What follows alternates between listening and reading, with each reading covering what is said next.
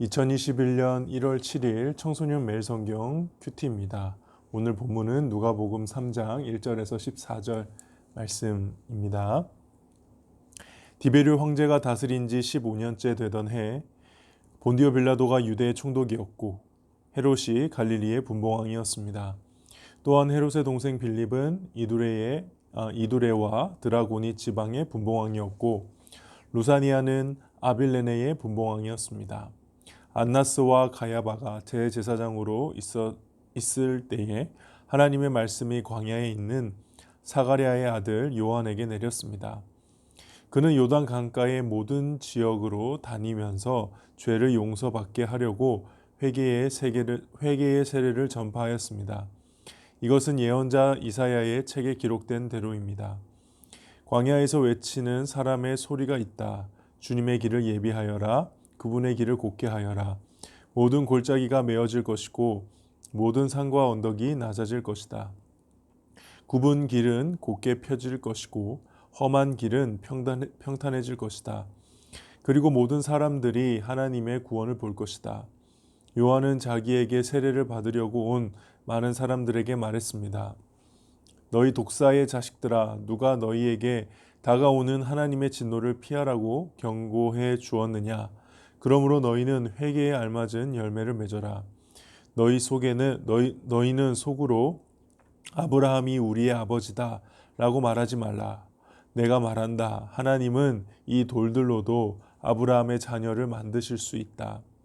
도끼가 이미 나무 뿌리에 놓여 있다. 그러므로 좋은 열매를 맺지 못하는 모든 나무는 잘려서 불 속에 던져질 것이다. 사람들이 요한에게 물었습니다. 그러면 우리가 어떻게 해야 합니까? 요한이 그들에게 대답했습니다.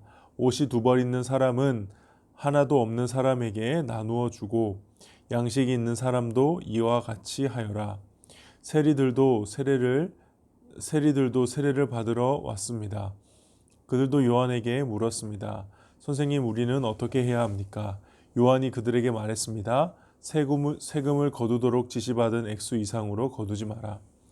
군인들도 요한에게 물었습니다. 우리는 어떻게 해야 합니까? 요한이 그들에게 말했습니다. 사람들로부터 강제로 돈을 뺏지 마라. 거짓으로 고발하지 마라. 그리고 임금으로 받는 돈을 만족하게 여겨라. 한번 묵상해 보도록 할게요.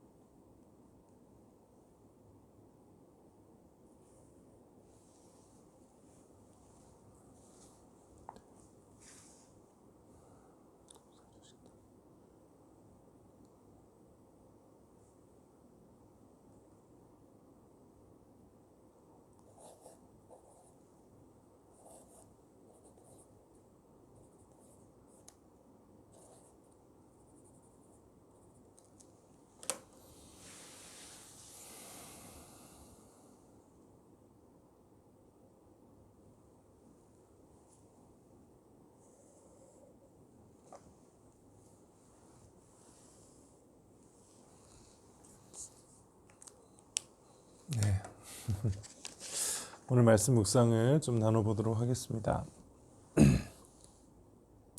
첫 번째 2절에 보면은 안나스와 가야바가 대제사장으로 있을 때에 하나님의 말씀이 광야에 있는 사가랴의 아들 요한에게 내렸습니다 라고 되어 있죠.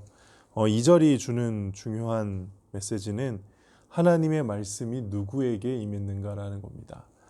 그냥 사가랴의 아들 요한에게 내렸다라고 하면 될 건데 앞에 배경을 먼저 설명하죠. 사실 이렇게 한 선지자가 활동할 시기를 먼저 설명하고 그때 정치적으로 누가 왕이었는지를 설명하는 방식은 구약의 선지서에 나오는 그 방식을 그대로 따라온 겁니다. 무슨 말이냐면 이제 세례 요한은 그 선지자의 계보를 잇는 하나님의 종이다라는 의미죠. 근데 특별히 안나스와 가야바가 대제사장으로 있을 때 대제사장은 알다시피 종교 지도자잖아요. 그러니까 우리로 치자면은 총회장 목사님 같은 그런 종교 지도자가 이런 사람들이 있는데 이 사람들이 성전에서 예배를 드리고 봉사를 하고 있는데 이 사람들이 하나님의 말씀을 가르치고 있는데 진짜 하나님의 말씀이 누구에게 임한 겁니까? 광야에 있는 사가랴의 아들 요한에게 내렸다. 대비하고 있는 장면이죠. 하나님의 말씀을 가르치고 있다라고 할 수 있는 성경을 가르치고 있는 종교 지도자들에게 하나님의 실제하는 말씀이 임하신 게 아니라 요한에게 광야에 있던 요한에게 임했다. 굉장히 저 같은 목사들 입장에서 보면은 무서운 말씀이죠. 하나님의 말씀을 열심히 설교하고 가르치고 있는데 그런 저에게 정작 하나님이 이 시대에 관통하는 메시지는 주시지 않고 다른 사람에게 줬다라는 부분이니까 굉장히 사실은 두렵고 떨림으로 읽어야 되는 부분 같습니다. 근데 여기서 세례 요한에게 앞에 나와 있는 묘사하는 말이 참 중요해요. 광야에 있는 사가랴의 아들 요한에게 내렸다는 겁니다. 성전도 아니고 예루살렘도 아니고 많은 사람들과 함께 있는 것이 아니라 홀로 광야에 있었습니다. 외로운 곳이죠. 그리고 그 누구도 의지할 수 없는 곳이고 겸손할 수밖에 없는 곳이고 그렇기 때문에 하나님의 말씀을 하나님과 독대할 수 있는 곳, 하나님의 말씀을 들을 수 있는 곳 이곳에 있었던 광야에 있었던 요한에게 하나님의 말씀이 임했다.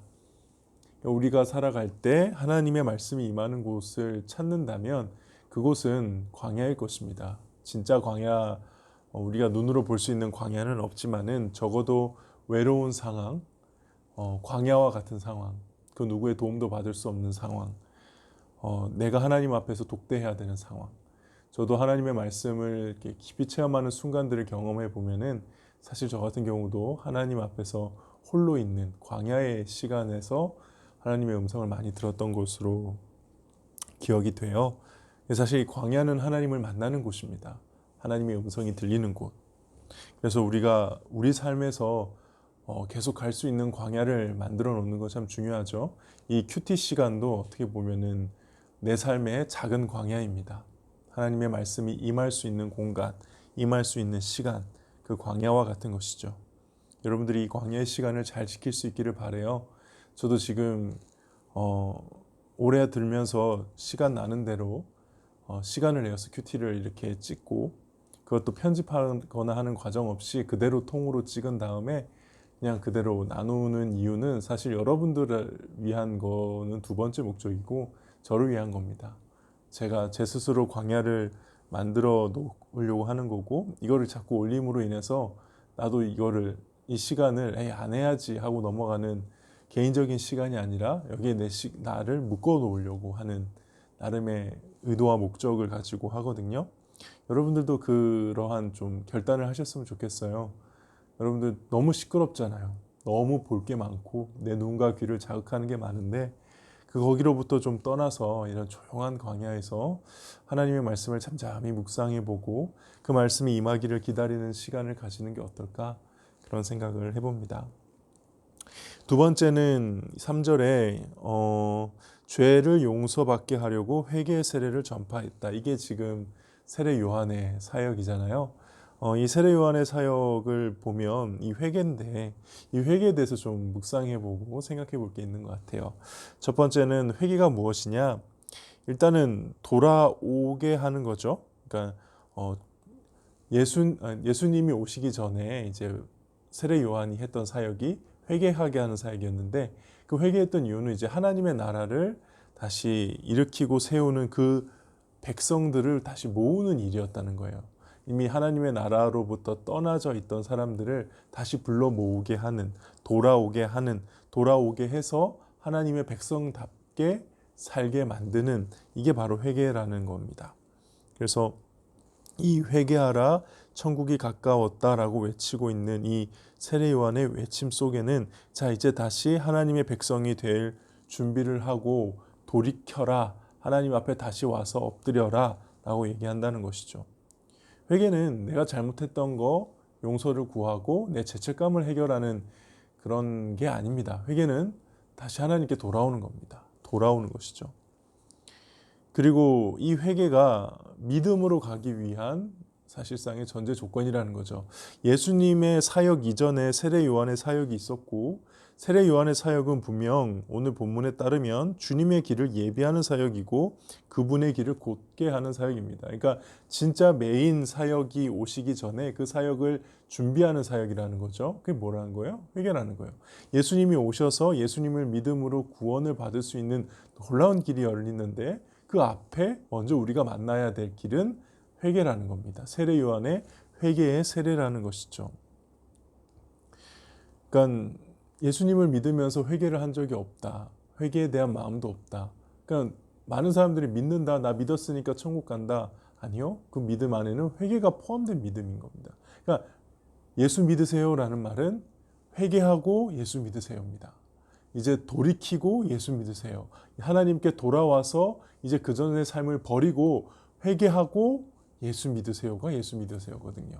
요즘에는 그러한 메시지가 아니죠. 그냥 교회 나오세요, 예수 믿으세요, 그럼 천국 갑니다 라는 게 많아졌어요. 익숙해졌어요. 그래서 예수를 그냥 내가 가서 믿는다라고 말하고 고백만 하면은 그게 구원하고 연결된다고 생각하는데, 사실 그 앞에 아주 중요한 절차, 순서가 있죠. 그게 바로 회개라는 겁니다. 회개. 회개하시지 않은 믿음은 믿음이 아닌 겁니다. 너무 명확한 사실이죠. 세 번째 회개에 대해서 좀 알아봐야 될 거는 행동으로 증명된다는 거죠. 오늘 본문에서 회개하라라고 했을 때 사람들이 물어봅니다. 어떤 사람들은 그러니까 어떻게, 그러면 이제 10절이죠. 그러면 우리가 어떻게 해야 합니까? 거기 대답을 합니다. 옷이 두 벌 있는 사람은 하나 없는 사람에게 나눠주고 양식 있는 사람도 그같이 하라. 뭐예요? 긍휼을 베풀라는 거죠. 너 혼자 다 가지려고 하지 말고 주변에 가난하고 약한 사람들 나눠주라는 겁니다. 이게 하나님 나라 백성으로 돌이키는 사람의 모습입니다. 아까 내가 중간에 얘기를 안 했는데, 하나님 나라의 백성이 된다라는 표현 자체가 아브라함의 자녀가 된다는 거거든요.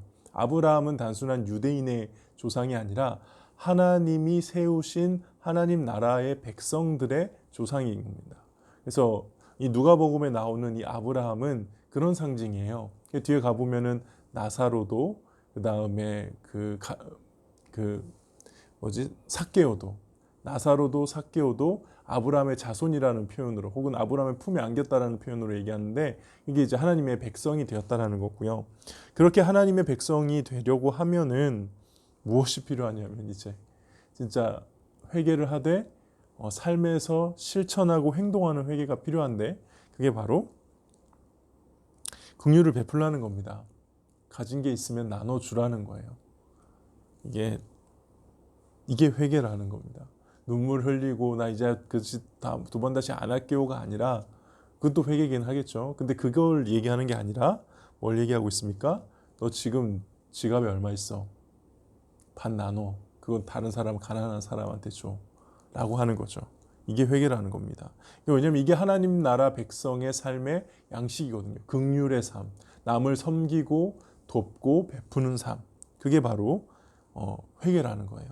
그 다음에 이제 또 회개에 대한 얘기를 할 때 세리들한테 얘기하죠. 세리들이 누굽니까? 세금을 걷는 사람이죠. 로마 정부로부터 얼마만큼 세금을 걷어라 라고 하면은, 그거에다가 더 추가해서 세금을 물린 다음에 로마 정부한테 세금 줄 거 주고 자기가 더 착복했던 그 세리들한테 그거 하지 말라라는 거예요.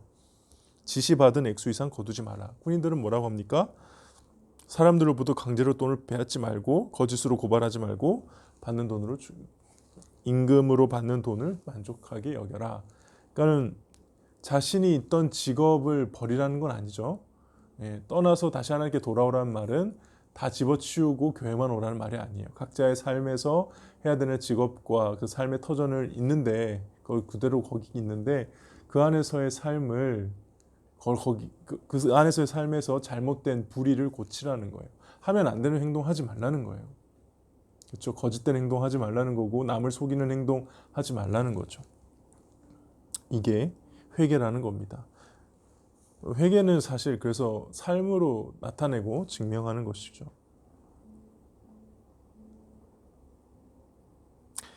그리고 오늘 본문에서 좀 유심히 또 하나 봐야 될 것은 이러한 되게 아주 센 설교죠. 나름 세례 요한이 세게 말하고 세게 설교하는 그 대상이 유대인이라는 거예요. 보면은 세례를 전파한다 했을 때 세례는 원래 이방인들이 유대교를 개종할 때 이전의 삶을 씻는 행위로서의 세례인데 지금 그걸 누구한테 하고 있어요? 유대인한테 하고 있죠. 유대인한테 하고 있어요. 그리고 우리가 흔히 알고 있는 이 독사의 자식들아라는 욕은 유대인이 이방인한테 하는 욕이에요. 근데 그걸 지금 누구한테 하고 있어요? 유대인한테 하고 있죠. 이 말은 뭐예요? 지금 유대인이 이방인처럼 됐다라는 거예요. 하나님을 믿는 하나님의 백성으로 선택받은 유대인들이 하나님의 백성답지 못하게 살고 있고 사실상 하나님을 떠난 백성들처럼 살고 있었다라는 것이죠. 그래서 저는 이 유대인에 대한 지적, 유대인에 대한 하나님의 가르침을 보면은 저는 모태신앙들에 대한 하나님의 말씀으로도 적용이 가능하다고 생각해요. 이 당시 유대인들은 자기 스스로는 구원받은 하나님의 백성이라고 스스로 착각했었고 자기는 문제가 없다라고 생각했는데 세례 요한은 그렇지 않았거든요. 너네 스스로 독사의 자식들아 누가 너희에게 하나님의 다가오는 진노를 피하라고 경고 주었느냐?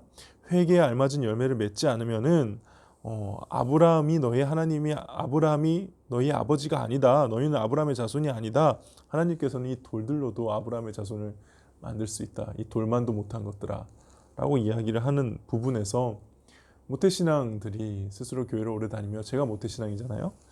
하나님을 믿고 자신은 하나님 백성으로서 그냥 그래도 교회 다녔으니까 또 예수님 믿는다고 하니까 당연히 천국 가는 줄 알고 착각하고 있는 그런 모태신앙들, 그런 식으로 신앙생활을 하고 있는 사람들에게 던지는 메시지라는 거죠. 모태신앙의 특징이 있습니다. 회개 안 하죠. 자기가 죄인이라고 생각하기가 쉽지가 않죠. 두 번째는 삶에서 신자로서의 실천이 약하죠. 그래서 이중적인 삶을 사는 경우가 되게 많습니다. 어떻게 하면은 교회에서 자기가 신앙이 있는 것처럼 보여줄지를 알거든요. 통성기도도 제법 하고 성경도 제법 알고 설교 들으면서 아멘 할 줄도 알고 모태신앙들은 대부분 자기가 이제 어느 정도 신앙의 틀을 알아요. 근데 삶에서는 오늘 이 세리가 하는 것처럼 속여 먹거나 여기 있는 군인들이 하는 것처럼 자신이 할 행동 이상의 권력을 남용하거나 혹은 다른 사람을 긍휼히 여기지 않는 삶을 살면서 자기는 하나님의 백성이라고 사는 바로 요 유대인과 같은 사람들이 지금의 모태신앙들이 될 가능성이 높다라는 거죠. 그런 면에서 제가 가장 이 말씀에서 찔림을 받고 계속해서 이런 말씀들을 볼 때마다 제 모습을 보는 것 같아서 참 회개가 되고 묵상이 되네요. 그렇습니다. 오늘 좀 길었네요. 흥분해서 막 얘기를 했습니다. 오늘 여기까지 하겠습니다.